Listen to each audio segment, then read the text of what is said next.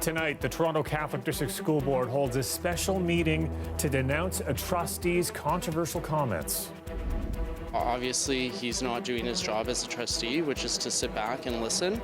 The comparison that was made, it's just unfathomable. Mike Delgrand is in the hot seat. Plus, police are on the hunt for two suspects after a tow truck driver is targeted in a hail of gunfire. And having my name amongst all these amazing athletes is just surreal. Bianca Andreescu can add Canada's top athlete to her growing list of achievements. We'll hear from the tennis sensation. Good evening, I'm Mike Wise. We begin with breaking news from Brampton, where police are investigating after a woman and a man were found dead in the house. Now, police got a call around 2 o'clock this afternoon to the northeast part of the city near Eagle Ridge Drive and Bighorn Crescent. They discovered a 27-year-old woman dead in the house. Police have already determined that she was murdered. A 35-year-old man was also found inside the home, but police are still investigating how he died. They say they aren't searching for any more suspects at this time and that there is no threat to public safety. Back here in Toronto, the Toronto Catholic District School Board holding a special meeting tonight, once again discussing comments made by one of its trustees. Last month, Michael Delgrand likened LGBTQ issues to illegal acts like pedophilia and cannibalism. Our Angelina King was at the board meeting where the comments were still generating debate tonight. Angelina. Yeah, we're in another marathon board meeting. We're now into hour 3, but the board has made some progress in taking certain steps to vote in favor of things to try and better deal with the situations that they're in right now. So for one, they have voted in favor of dealing with code of conduct complaints in public rather than in private, except for under certain circumstances. They have also voted in favor of hiring an integrity commissioner for the rest of this school year, and whether that becomes more of a permanent role will be decided based on the next year's school budget. Now, right now, you can see the door behind me. It just closed a couple seconds ago, so they are now discussing Delgrand's comments in private, but I have been told that some trustees may eventually be asking the board to denounce his comments publicly with him right there at the table. My message to people in the community is it's not reflective of the rest of us. It's incumbent on us to make sure that we give them what they deserve, which is public accountability for things that have been said that do not match up with our values. A public rebuke for a series of comments that started with this. Bestiality, sexual relations between a human and an animal. Trustee and Board Vice Chair Michael Delgrand linking LGBTQ issues to criminal and extreme acts early last month. The comments came at the end of a 6-hour board meeting when trustees debated changing the code of conduct to add more protections for LGBTQ people. Eventually, the board voted to follow a directive from the Education Ministry and add the terms gender identity, gender expression, family status, and marital status to the code. These are all prohibited grounds for discrimination under the Ontario Human Rights Code. But at the meeting, Delgrand said it was a slippery slope and, in an attempt to prove his point, moved an amendment asking for a long list of other terms to be added, including bestiality, pedophilia, and cannibalism. Delgrand eventually withdrew his amendment and later told CBC Toronto he wasn't being serious. There is no such thing as a Tonight's meeting got heated at times, discussing whether the board should deal with code of conduct complaints in public, which would include those against Delgrand. The public needs to know that when they have a complaint or an issue they bring up to a public official, that it's not buried in some sort of secret star chamber, that we actually review it properly. The board also discussing hiring an independent integrity commissioner similar to the public boards who would help deal with complaints. Some trustees say the role would have been extremely helpful in navigating the controversies surrounding Delgrand. It's a person who is focused on dealing with those complaints and ensuring that the public is kept in the loop and that they're dealt with in a timely and expedient fashion and the right way. Now, when it comes to Del Grand, there have been calls for him to resign and for the board to take action, but it's not that simple. They would have to launch an investigation based on the complaints, and that hasn't happened at this point. Then, depending on how that investigation goes, the board could take certain sanctions, asking that he not come to certain meetings or ask that he resign himself. But at this point, it doesn't seem like that's something that the board is considering right now. Mike, I'll send it back to you. Okay, thank you, Angelina. We will see some more labor disruption in Ontario schools this week. It looks like a one-day strike by public high school teachers at 9 school boards will go ahead on Wednesday. As the education minister confirms, both sides are still very far apart in negotiations. Not made a move since they tabled their first request many months ago, and I think that's unreasonable, and parents want us all to be reasonable. So I think we're confident in the way forward, obviously, and we're going to continue to negotiate the table in good faith to get a deal. The union representing public high school teachers says it is still waiting on the province to table a deal. This weekend, the OSSTF said they would postpone Wednesday's strike at certain school boards if the government agreed to several of its key demands, like eliminating e-learning courses and exempting the union from a province-wide wage freeze legislation. With the province not budging on those issues, 9 school boards, including the TDSB, will see school closures for high school students. Meanwhile, Ontario's elementary school teachers will ramp up their Work to Rule campaign tomorrow. The Elementary Teachers Federation of Ontario says going forward, teachers won't plan any new field trips, send letters home, or collect money for school-based activities. Now, police are looking for 2 suspects after shots were fired at a tow truck driver in a Markham parking lot last night. The suspects fled, but their vehicle was found this morning. As Kelda Yoon reports, police believe the shooting was targeted. Police say it's too early to speculate what the motive was, but they do tell us that there is an ongoing tow truck turf war. They also say they have no doubt someone out there knows who was responsible for the shooting, and they are urging them to come forward. They also say that the shooter was wearing a black balaclava over his head, so it is making it a little bit difficult to identify him. The shooting happened inside this GO commuter parking lot at around 8 o'clock last night. 2 tow truck drivers were parked beside each other in the lot when a white Ford pickup pulled up to them. A passenger then got out and started firing at one of the tow truck drivers. The tow truck driver tried to speed out of the parking lot, rammed into the suspect vehicle, and eventually ended up in a ditch. At this point, the suspect vehicle fled south on Highway 401. That vehicle, a white Ford F-150 with no license plate, was found by Toronto police abandoned in the area of Don Mills and Steeles this morning. Police are now scouring it for evidence. It was found riddled with bullet holes. Not certain exactly how that might have occurred. Obviously, it was a bit of a sort of a scramble in terms of the vehicle trying to flee. So it may have been a case of the suspect having poor aim or winding up shooting in the wrong sort of direction. Definitely a very fortunate situation that no one was injured. This was obviously, first of all, firearm involved, and secondly, just the element of the vehicle is actually victim trying to get away, colliding with the other vehicle and losing control. It is very fortunate that they weren't injured. Police are continuing to search for the 2 suspects, the shooter as well as the driver of the white pickup truck. They're also appealing to the public for any dash cam video that could help them with this investigation. Kelda Yoon, CBC News, Markham. Former Premier Kathleen Wynne saw her official portrait unveiled at Queen's Park tonight. Now, in doing so, she made history, becoming the first woman to have her likeness grace the walls of the legislature alongside other former premiers.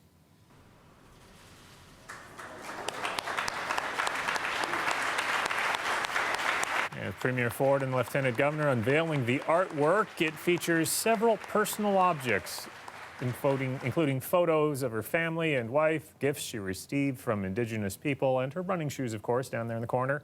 Before the portrait was shown, Premier Ford said a few words, adding that he did something special for the former Premier today. Well, Kathleen and I may not always see eye to eye on things. And I'm so sincere when I say this. I have a tremendous amount of respect for the incredible passion and the drive she brings every single day to Queen's Park. And Kathleen, I wore my special red tie just for you, okay? Wynn's portrait was painted by Linda Corliss-Dobbs. Now, she also painted the portrait of former Premier David Peterson. Now, as per tradition at Queen's Park, the portrait of a previous premier will hang outside the entrance to Premier Ford's office. It's a reminder that every politician's time at Queen's Park will one day come to an end.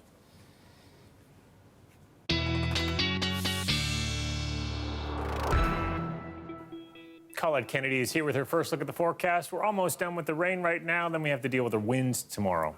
Yeah, the winds will be kicking up and they'll be posing their own problems because of some of the lake effect that we're going to see with those relatively warmer waters and that colder air passing over top. So real changes in our temperatures.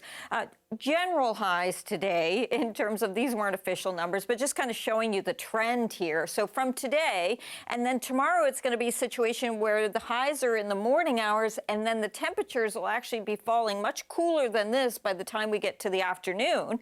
Then we look at midweek, Wednesday, the afternoon highs around -3, and then we go into Thursday and look at this, trying to come back again. So by the end of the week, we rebound and we're back onto the mild side of things. So all kinds of changes with our temperatures. Now, those rain showers kind of tapering off through the overnight, but because of the winds coming across the lake, we get into these snow squalls, especially tomorrow afternoon and evening. They'll be stronger then because that's when the winds will be stronger, and some of those flurries may make their way down into the GTA, but areas around Barrie and back towards Mount Forest, it's more like there that you might be seeing those 5 to 15 centimeters potentially, very highly localized. But so 5 overnight, dropping to 2 by morning, -2 by tomorrow afternoon. More details on those winds coming up.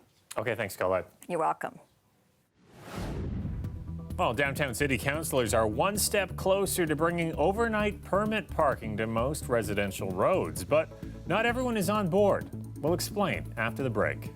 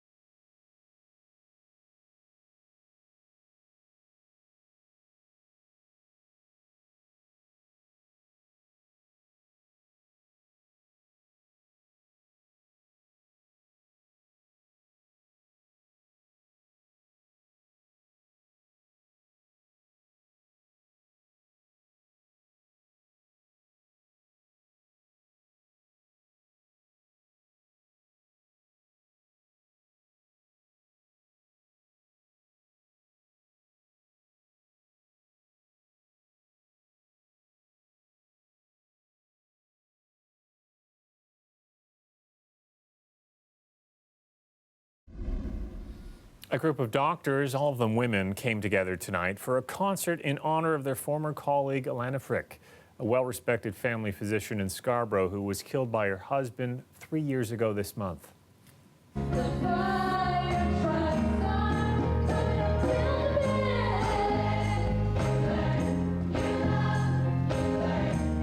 Now, many of the women who performed tonight worked with Frick. Her husband pleaded guilty to second-degree murder earlier this year. All proceeds from tonight's concert will go towards supporting her 3 children. Some downtown residents want their councillors to put the brakes on a plan to allow overnight permit parking on most residential streets. Right now, about 60% of streets qualify, but as Lisa Shing tells us, the Toronto and East York Community Council is looking to move closer to 100% coverage. Parkdale High Park is just one of the downtown neighborhoods that has a bit of a mishmash when it comes to street parking. For example, the street right there requires permits if you want to park overnight. Though residents right there don't need one, and the city wants to change that. In the neighborhood, these streets already have overnight permit parking in place. A proposed plan would see these streets added, including Riverside Drive, a historic street by the Humber River. Residents here are afraid their quality of life will be disrupted. This is backwards. This only adds more cars to the roads. The plan would extend to almost every local road downtown, adding about 21,000 more parking spaces to the existing 50,000 overnight spots. Arterial streets like Jane Street here would be exempt, as would some others that are too narrow, but every other street would be fair game. If you have less permit parking, less cars, you have less pollution, you have more community building, you have healthier environments, more cycling, more pedestrianization of all kinds. That's what we should be encouraging. I and many people in the community want this done now. Many residents have expressed their opposition at community meetings and via email, but this city councillor says others are supportive. If we try to treat each street as its own little island that belongs to the people who live on it, you won't be able to drive to work. The city has a blanket rule that states no one can park on a public road for more than 3 hours without a permit. But some roads are rarely patrolled, which means residents can park for free overnight unofficially. If City Council votes in favor of expanding permit parking next week, it could be 6 months to a year before the plan is implemented. Lisa Shank, CBC News, Toronto.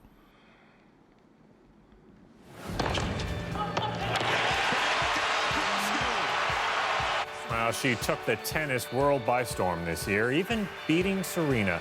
Now she has been named Canada's top athlete for the year. We'll tell you about Bianca Andreescu's historic Lou Marsh Award win coming up.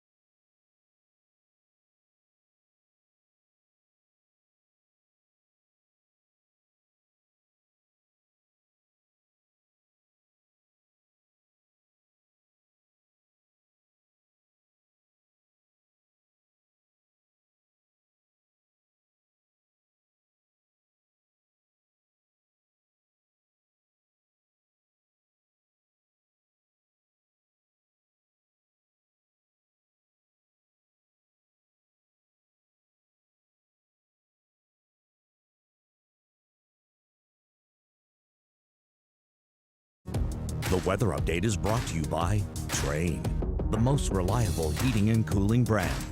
It's hard to stop a train.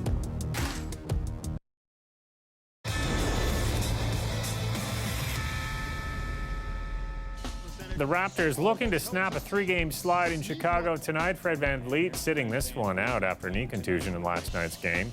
Zach LaVine leading the Bulls to a lead in the first half, but Raptors would push back in the third. Cal Lowry goes and misses the 3 here, but OG Anunoby gets up for the putback. Bulls are ahead. Levine driving in at this point, but a newbie flies out of nowhere to swat the ball away. Both teams trading the lead in the fourth. Lowry drives the lane, puts his shoulder in, lays it in. It's close, but Toronto's holds on for the win, 93-92. Bianca Andreescu was named Canada's top athlete for 2019 today, winning the Lou Marsh Award and making history in the process. She is the first tennis player to ever win that award.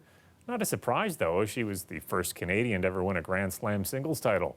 Greg Ross has more from the star herself after her big win. The accolades continue to pile up for Bianca Andreescu. Having my name amongst all these amazing athletes is just surreal. After becoming the first Canadian to win a tennis Grand Slam at the U.S. Open in September, Andreescu is now the first tennis player to ever win the Lou Marsh Award.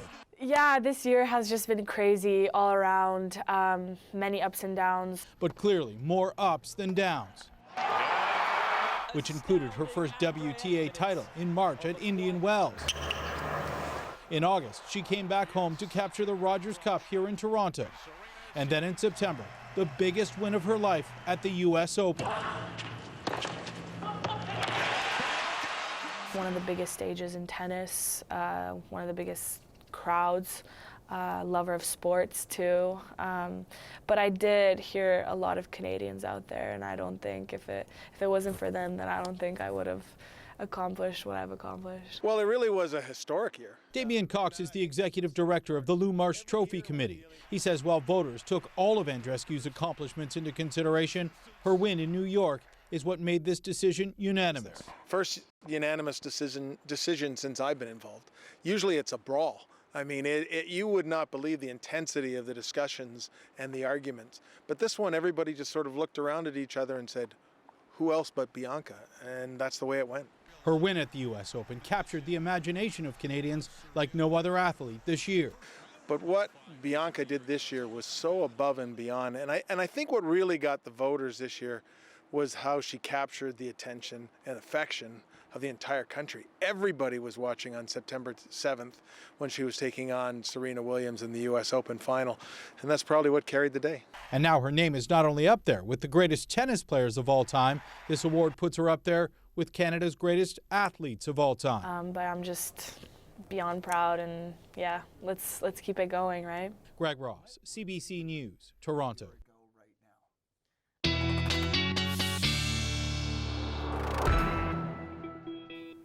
Colette is back with her extended forecast, and tomorrow's one of those unfair days where the highest temperatures are going to take place when we're all asleep, and then we'll just drop throughout the day, right? Yeah, that's exactly how it's going to work. It's one of those days where things are kind of reversed from what we're used to, at least. So the showers tapering off through the overnight tonight, but winds will be increasing, and I'm going to go into some details about the winds and the directions they'll be coming, but our temperatures, yes, they'll be falling so that by tomorrow afternoon, we're going to be into the negative. So going in what some of us would say would be the opposite direction of what we might like. I'm just going to point out the record snow, 11.6 centimeters. That's from 2005. Maybe that's not that interesting, but how about the snow on the ground? That record comes from the late 70s, and it was over 30 centimeters. So that one a little more significant. Of course, our snow's been melting away with those rain showers that have been passing through. They get much lighter and more spotty through the overnight period. And then look at this. As we go into tomorrow, because that front will have passed, our winds pick up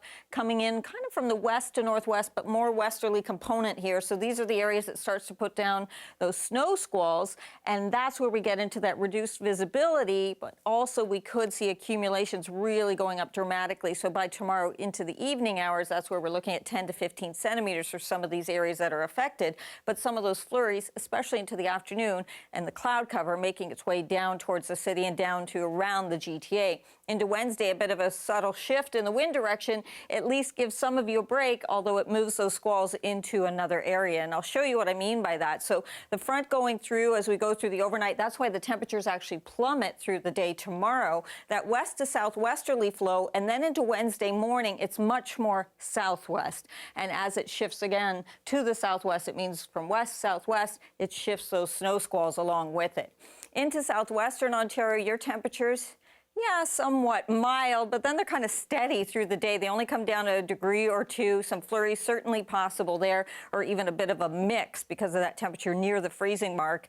And for the GTA, oh, it seems so lovely with these mild readings, but there they go. By the afternoon, they will be around -2 to -3 with some of those scattered but flurries coming at us. And then that temperature ride we go through during the week. We get more sunshine, especially by Thursday. And then it's by Friday, we're going to flip things all around again, Mike, and the temperatures go above seasonal. Nice to see things rebound for the weekend. Okay, thanks, Colette. You're welcome.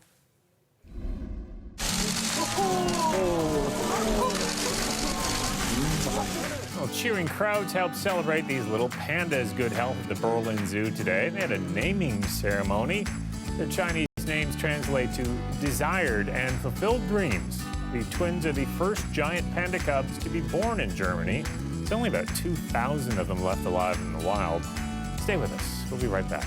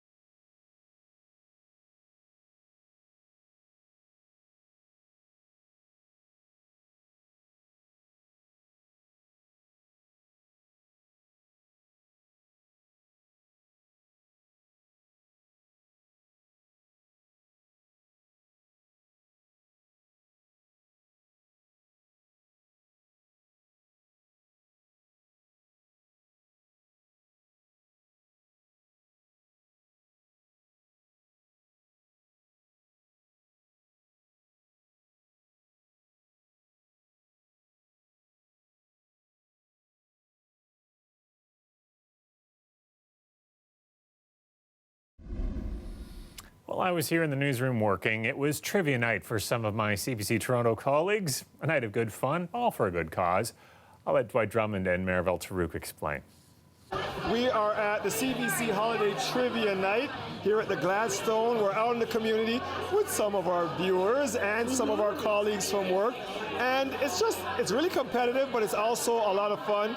And we're trying to raise money for the Daily Bread Food Bank. And the smarty pants on our team is Maribel Tarouk. Well, when you said competitive, you were not kidding. Our CBC colleagues are really bringing it tonight, and we're all trying to compete to see who can get the most answers. But Dwight is right. I think the most important part is that we are all here for a good cause, trying to raise funds and food for GTA food banks. You have helped CBC Toronto raise more than $588,453 for the Daily Bread Food Bank. It's almost $200,000 more than this time last year. You've also helped us raise 3,500 pounds of food.